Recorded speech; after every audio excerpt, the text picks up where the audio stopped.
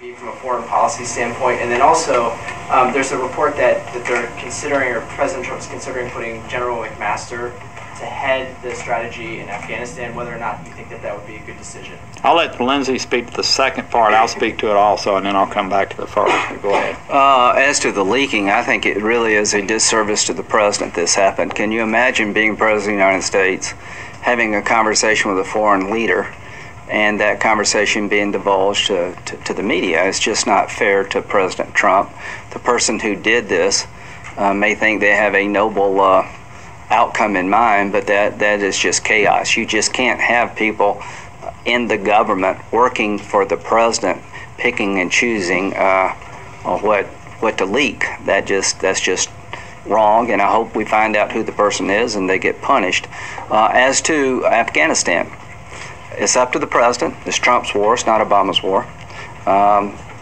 If we do not listen to General McMaster and people like him who have been fighting this war for 15 years and adapt our policies, we're going to fail in Afghanistan. We need more troops. General Nicholson, I think, has done a fine job from my point of view. But President Trump is going to make a decision, and he will own it. If you do not add capability to the fight, it's going to get worse, not better.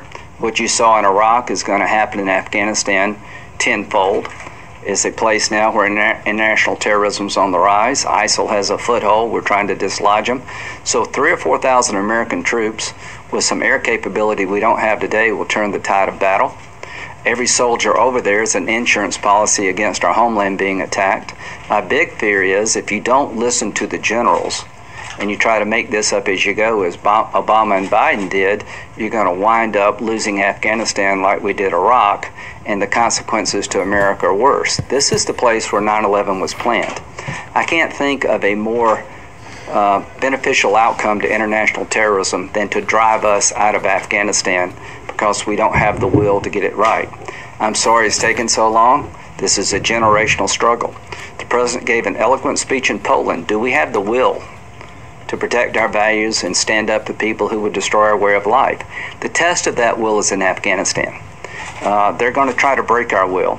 The Afghan security forces need help. They're not where they need to be. They don't have an air force.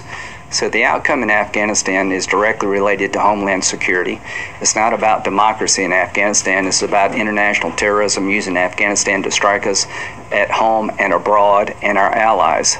And if you don't understand that, I think you're misunderstanding what the generals are trying to tell you. I know that General Biden, General Obama, General Graham are not really good generals. General Bannon won't be any better. So I'll be a little briefer. I'm used to this, but look, on a scale in Afghanistan, what's happening is everyone is hedging their bets. Yes. Everyone. So because the region has no idea what our policy is going to be, many of them are backing the Taliban. We know that, Pakistan, we know for a fact, is doing so. Russia's beginning to play, we think. Iran's definitely playing. And so we've got to have a policy that is sustainable. I really appreciate and understand the president's frustration. I have a lot of respect for Nicholson also, and I spent a lot of time talking through Afghanistan with him. But whatever comes out of this, it's got to be something that we know to be sustainable and something that we believe is going to change their trajectory, because as long as the region believes we're 6 months away from stepping out, or we're 6 months away from giving up, they're going to continue to do all they can to play both sides, and that playing both sides is what puts U.S. soldiers most in harm's way. On the first issue, I had a long conversation with President Trump last Friday morning. I was aware of the initial change that was getting ready to take place.